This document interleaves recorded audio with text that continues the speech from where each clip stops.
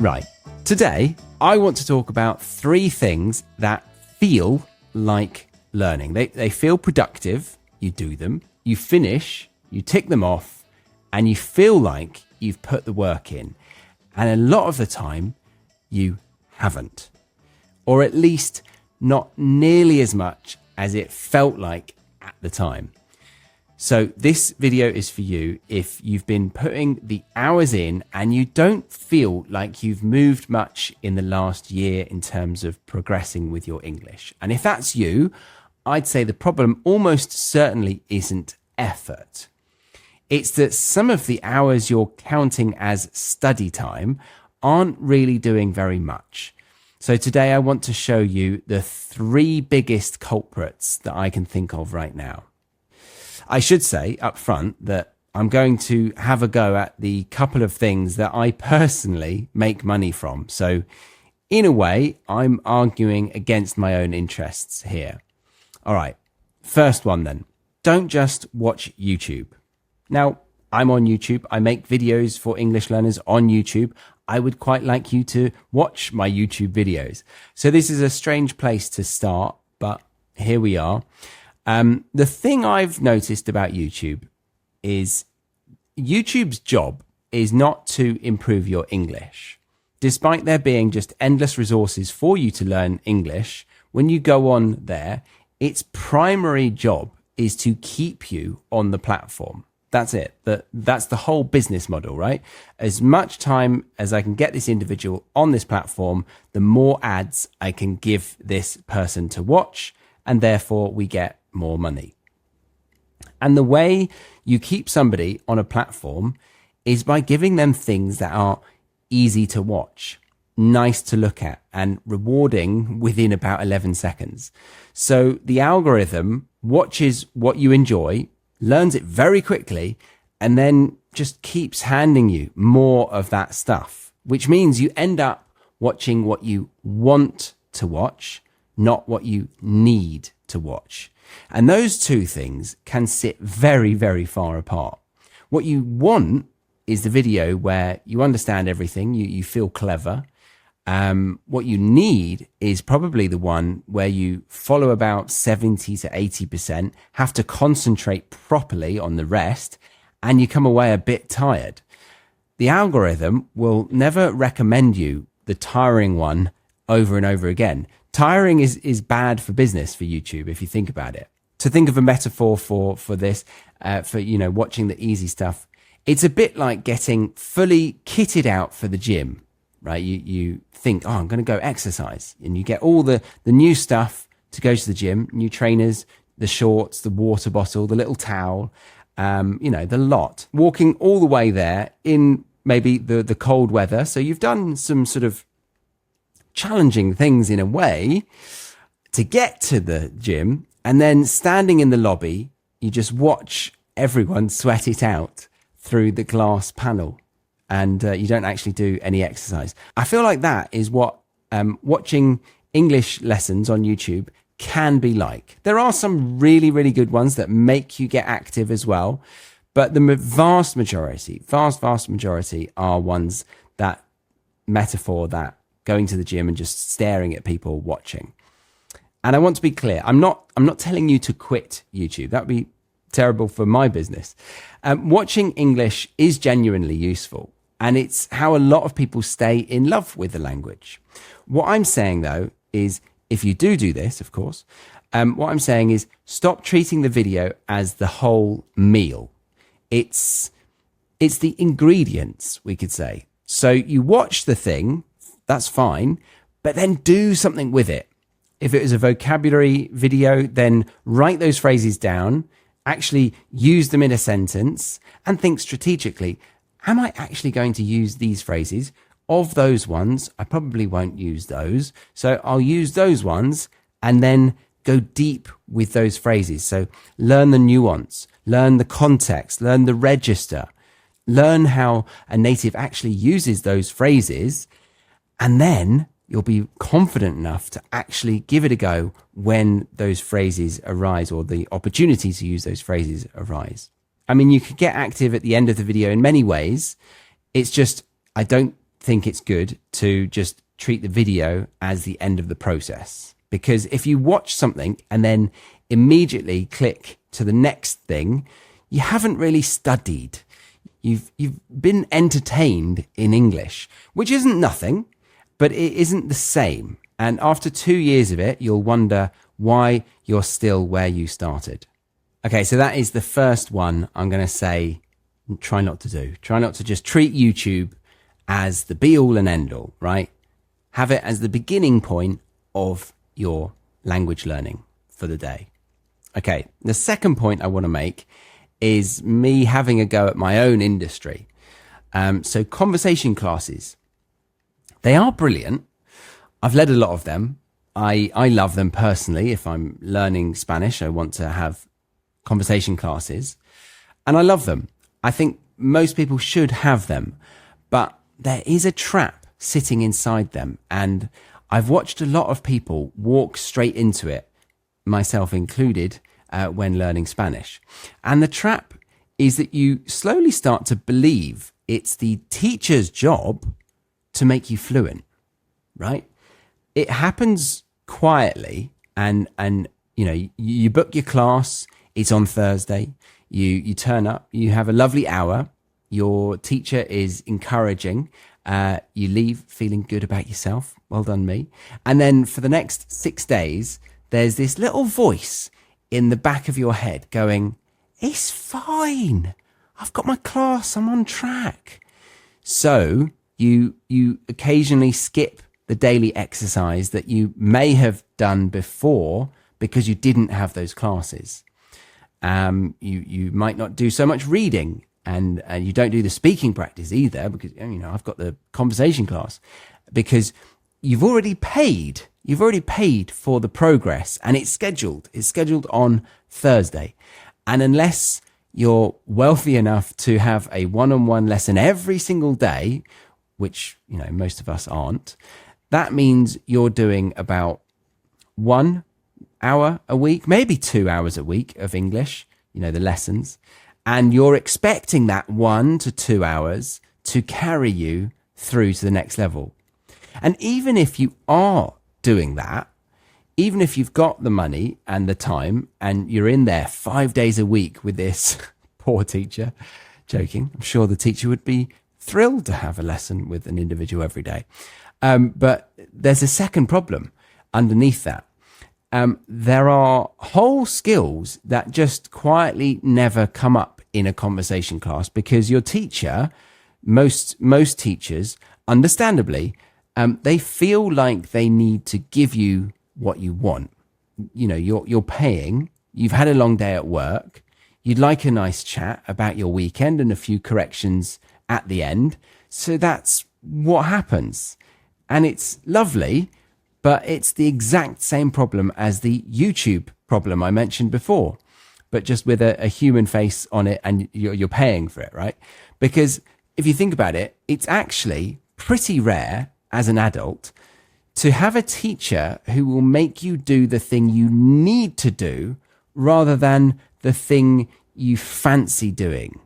Nobody's forcing you in this. There's no exam in September unless you're doing an IELTS or something like that. There's no parents' evening where you'll be told off by your parents and your teacher. Nobody's ringing your mum to tell you off, right?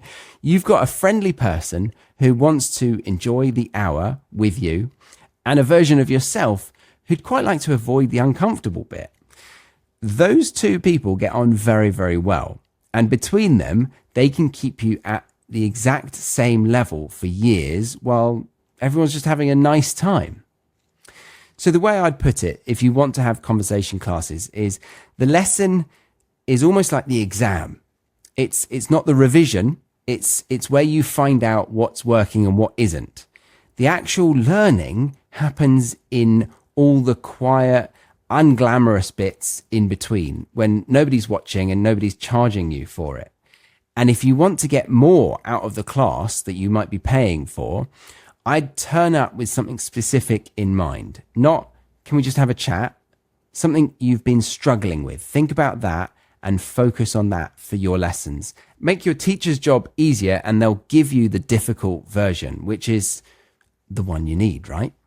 Right, so I've now told you that the two most popular ways to study English are both a bit of a trap, which is a rude thing to do to you, isn't it? But let me explain what's actually going on underneath, because it's the same thing both times. If you didn't know, maybe you do, but we're this far in, I'm going to keep going. Learning has two modes, consuming and creating. You need both, and generally you consume before you can create. That bit's fine and normal, but almost everybody I meet is wildly overweight on the consuming side with their language learning.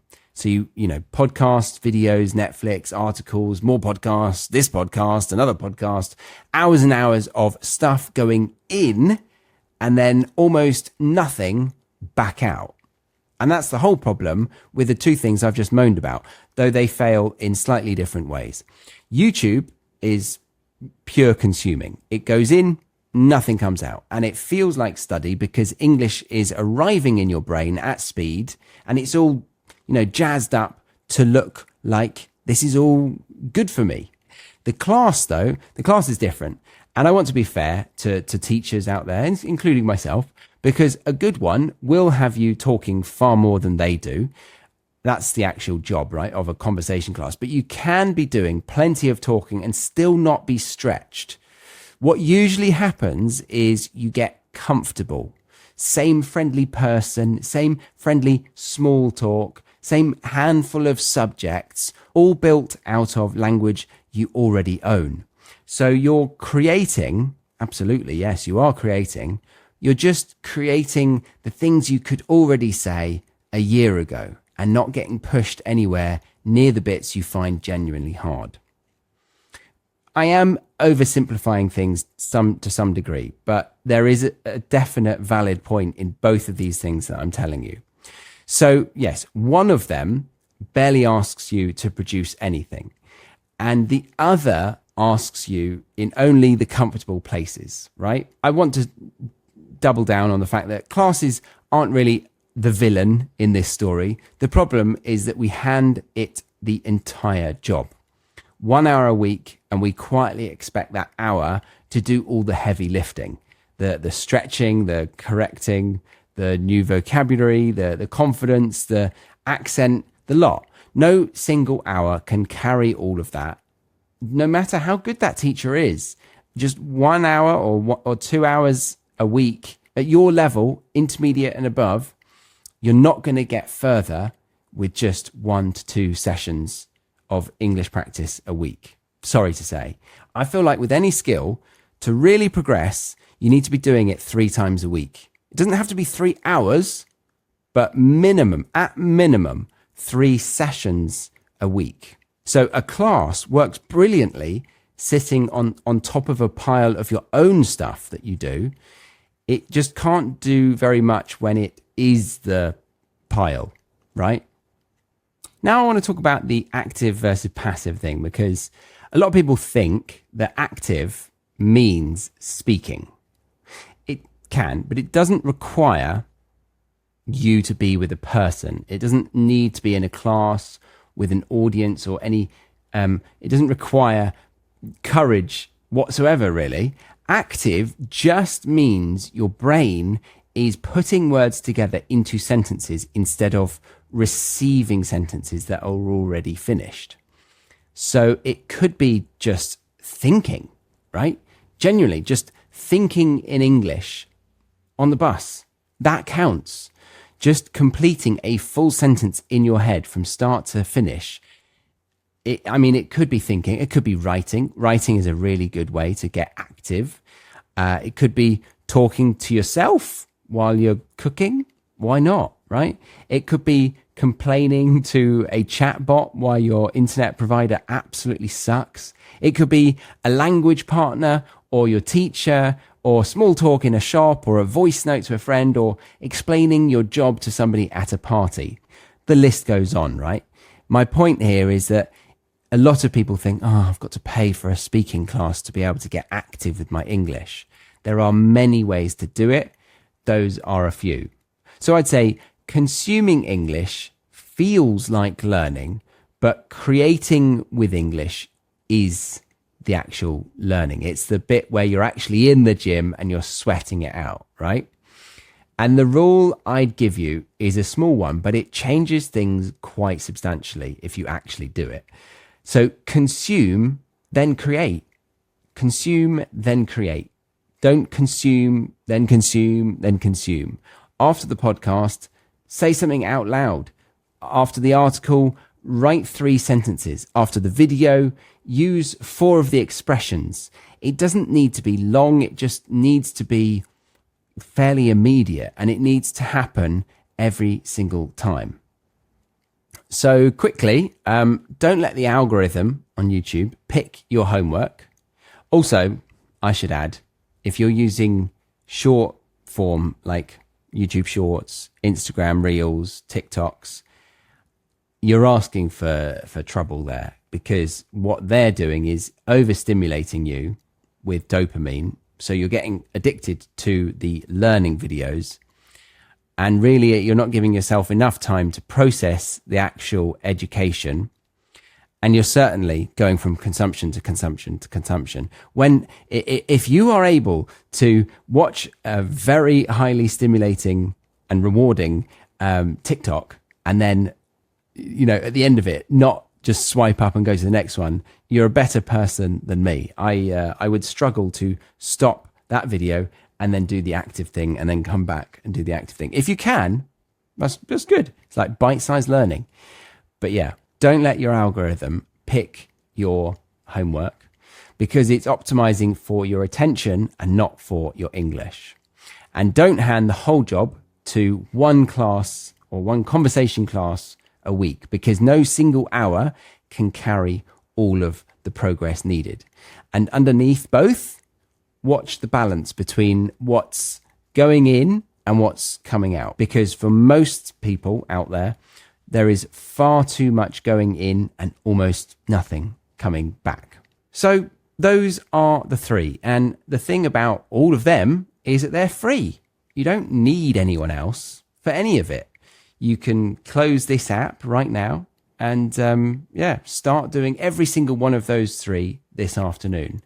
And if you can do that, honestly, off you go with my blessing.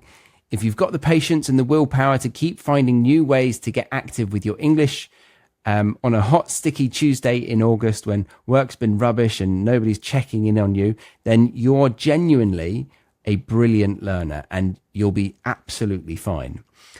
But if you're sat there going, yes, lovely, but I cannot see myself inventing active exercises, learning exercises for myself every day. And if you know deep down that your motivation turns up in bursts and then vanishes for 3 weeks at a time, which is true for most people, by the way, including myself, then I really think you should try my academy. At least try it, okay? Because those tips I've mentioned aren't separate from what I've built. They're the reason it exists. I built the whole thing around exactly this problem, which is that people know they should be getting active and they don't, because they're tired and it's boring and nobody's asked them to, right? So inside my academy, everything runs on this loop. You take something in, you do something with it, you find out what went wrong, then you use it with actual human beings. And my point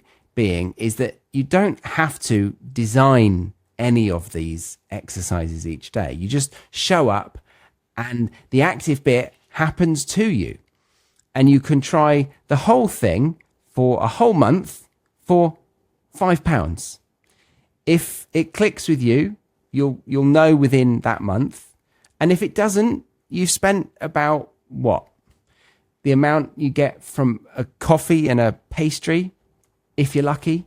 My coffee the other day was close to £5. So yes, I do want to stress though, it's ideally a place for upper intermediate to lower advanced learners, but there are plenty of B1 and C2 learners who get a lot out of it too. So yeah, that's it. I know you might be thinking, I like to listen to this podcast for my listening practice. Wise, he spent the episode telling me what I should be doing and then encouraging me to sign up to his paid membership. And I obviously get that. I really do. But from my side of things, I want to see you improve your English. Like, yes, I do need paying members to be able to afford my life. But I've taught one-to-one lessons, created a bunch of self-study courses, held immersion courses in person. And really the quickest and best solution that I am seeing people get results from is my academy. So I think if you are wanting to improve your English, then give the trial a go to see if you like it. And I'll say one more thing. This trial I'm offering, it actually impacts me negatively. Like, I do a lot of individual marking for each student. So if I was paid £5 for a month of that, I think it's like I'm getting paid £1 an hour. Yeah, not much. So the trial is very much putting me out. And if you stay, it's because you found a community that is helping you improve your English faster. So it's a win-win for both of us. There we have it. I'll be releasing a conversational interview with Emma from Pronunciation with Emma next week. It was good fun recording it. So yeah, look out for that one for your listening practice. But yeah, if you're interested in the trial to the Academy, head to the britishenglishpodcast.com/academy trial or click the link in the show notes, description box or comments. All right. You've been listening to me, Charlie, the host of the British English Podcast. See you next time.